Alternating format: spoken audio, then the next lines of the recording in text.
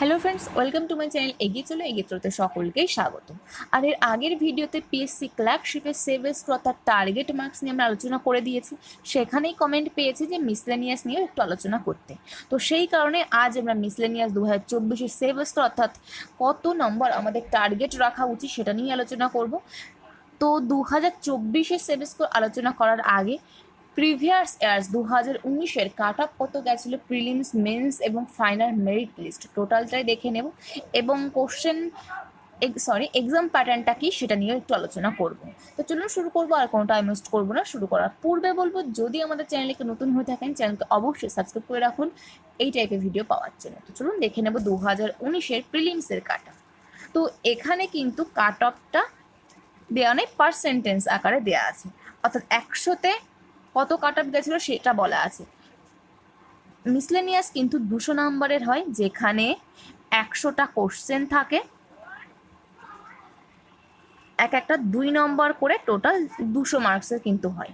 যেখানে জিএস থাকে 150-এর এবং অ্যারিথমেটিক থাকে 50, এবং ফাইনাল এক্সাম অর্থাৎ মেন্স সেটা কিন্তু 450-এর হয়। 3টে পেপার থাকে। পার্সোনালিটি টেস্ট সেটা কিন্তু 100-র হয়, এবং ফাইনাল যে মেরিট লিস্ট সেটা কিন্তু 550-তে বার হয়। তো এই হচ্ছে এক্সাম প্যাটার্ন। তো এখানে কিন্তু পার্সেন্টেজ আকারে দেওয়া আছে, অর্থাৎ 100-তে কত সেটাই কিন্তু বলা আছে। 200-তে করতে গেলে অর্থাৎ এক্স্যাক্ট আমাদের কাট অফ কত গেছিলো সেটা জানতে গেলে এটার কিন্তু ডবল করতে হবে। জেনারেলের ক্ষেত্রে 2019-এ কাট অফ গেছিলো 58.3334%, অর্থাৎ 200-তে 116.6668 এত গেছিল। এসসির ক্ষেত্রে 50.3334%, অর্থাৎ 200-তে যদি দেখা হয় 100.6668 এত গেছিল। এসটির ক্ষেত্রে 37%, অর্থাৎ 200-তে 74। ওবিসি এর ক্ষেত্রে 53, অর্থাৎ 200-তে 106। ওবিসি বি এর ক্ষেত্রে 55.6667%, অর্থাৎ 200-তে 111.33 এত। তো এটা হচ্ছে 2019-এর প্রিলিমসের কাট অফ। 2019-এর মেন্সের কাট অফ, যেটা 450-র মধ্যে হয়। ইউআর এর ক্ষেত্রে 248, ওবিসি এর ক্ষেত্রে 248, ওবিসি বি এর ক্ষেত্রে 248, এসসির ক্ষেত্রে 245, এসটির ক্ষেত্রে 207। এরপর ফাইনাল মেরিট লিস্ট, যেটা পার্সোনালিটি টেস্ট এবং মেন্স নিয়ে, অর্থাৎ 550-র মধ্যে। ইউআর এর ক্ষেত্রে 336, ওবিসি এর ক্ষেত্রে 329, ওবিসি বি এর ক্ষেত্রে 335 এবং এসসির ক্ষেত্রে 314, এসটির ক্ষেত্রে 275.5। এটা হচ্ছে প্রিলিমস, মেন্স এবং ফাইনাল মেরিট লিস্ট 2019-এর। তো এরপর 2024-এ আমাদের টার্গেট মার্কস কত রাখা উচিত, কত টার্গেট রেখে আমাদের মক টেস্ট দেওয়া উচিত সেটা নিয়ে আলোচনা করব। তো এখানে টোটাল জিএস যেটা 150-তে হচ্ছে এবং অ্যারিথমেটিক যেটা 50-এ হচ্ছে, অর্থাৎ টোটাল এখানে 25 কোশ্চেন আর এখানে 75 কোশ্চেন। এখন এই টাইপের ফর্ম ফিল আপ বিভিন্ন এক্সামের ক্যান্ডিডেটরা একসাথে করেন, যেমন এসএসসি, ডব্লিউবিসিএস ইত্যাদি ইত্যাদি। তো এখানে যদি দেখা যায় যারা এসএসসির প্রিপারেশান নিচ্ছেন তারাও ফর্ম ফিল আপ করেছেন, অর্থাৎ এখানে 25-এর মধ্যে যারা এসএসসির প্রিপারেশান নিচ্ছেন হামেশাই কিন্তু 23+ অ্যাটেম্প করতে পারবেন, যেহেতু সমস্ত ধরনের ক্যান্ডিডেট এখানে ফর্ম ফিল আপ করেছেন। তো আমি ধরে নিচ্ছি এখানে 20 কোশ্চেন কিন্তু আপনাকে ঠিক করতে হবে।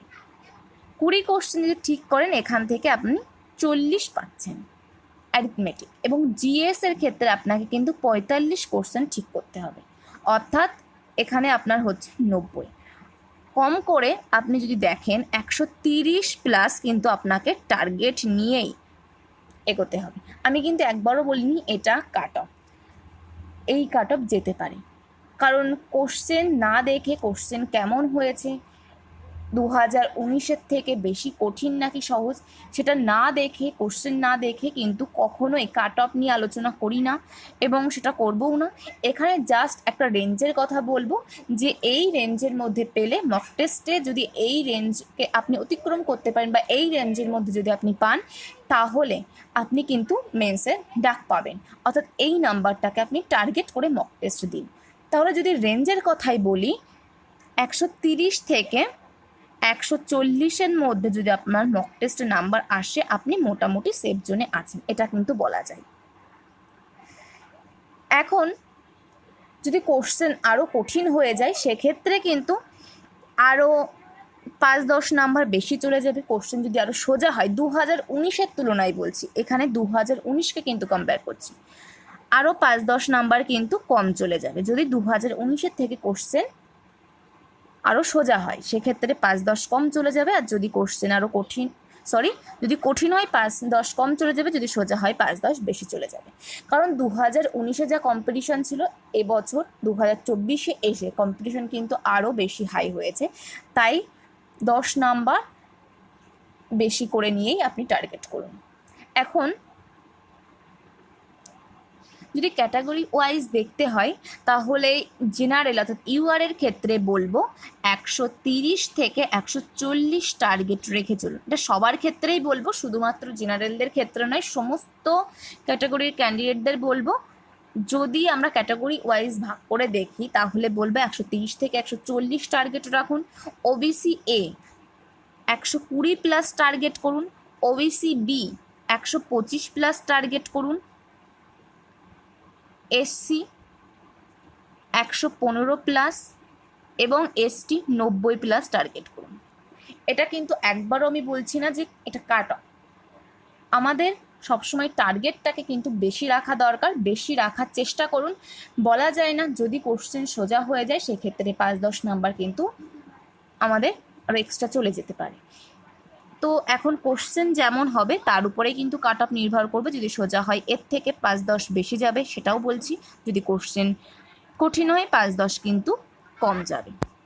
কিন্তু এই রেঞ্জের মধ্যে যদি থাকে বা এই নাম্বারটাকে যদি আপনি টার্গেট করে মক টেস্ট দেন, আর এটাকে যদি আপনি অতিক্রম করতে পারেন, মক টেস্টে যদি ক্রস করতে পারেন, তাহলে মোটামুটি আপনি ধরে রাখুন যে মেন্সের জন্য আপনি ডাক পাবেন, এটা শিওর। তো আমি একটা সেভ স্কোরের কথা বললাম, যেটা আপনারা জানতে চেয়েছিলেন যে সেভ স্কোর কত হতে পারে বা টার্গেট মার্কস কত রাখা উচিত, সেটাই বলার চেষ্টা করলাম। যে টার্গেট বেশি রাখুন, তাতে কিন্তু আপনারই সুবিধা হবে। তো কাট অফ এবছর কম যাবে কি বেশি যাবে, সেটা তো এখন বলা সম্ভব নয়। কোশ্চেন দেখে সেটা অ্যানালাইসিস করে সেটার উপর ডিপেন্ড করবে যে কাট অফ কেমন যাবে। তো এইটুকুই আলোচনা ছিল আজকের ভিডিওতে। যদি ভিডিওটা ভালো লেগে থাকে, অবশ্যই একটু লাইক করুন, আর যদি পারেন বন্ধুদের মধ্যে একটু শেয়ার করে দিন, আর চ্যানেলে নতুন হলে চ্যানেলকে সাবস্ক্রাইব। তো চলুন, নেক্সট ভিডিওতে আমাদের আবার দেখা হচ্ছে। Thank you, good bye.